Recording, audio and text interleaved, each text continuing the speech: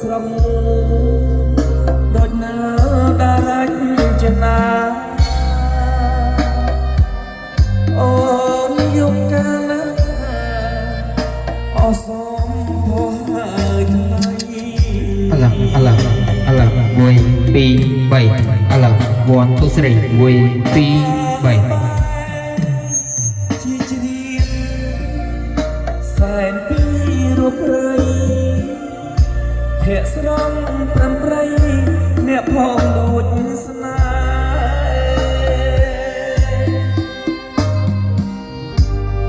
ហ៍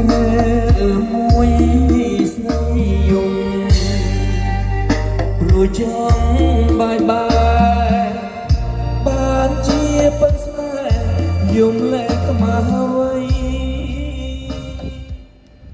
បាទស្ដីបងប្អូនអរគ្នាបាសពីរនេះគឺជាបាស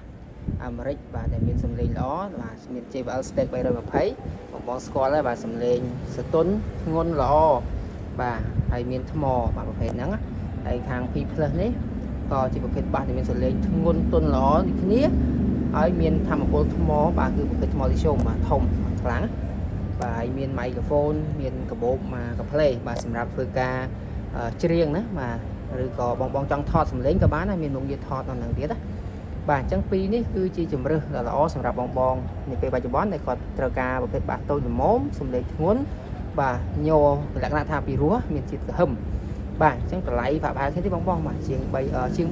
អញ្ចឹងបងអាចធ្វើការកំងបានគាត់ថា JBL យើងត្រូវការថែម៉ៃក្រូហ្វូនខាងក្រៅទៀតទើបយើងច្រៀងបានបើចំពោះ P+ នេះវាមានស្រាប់មកហើយបាទ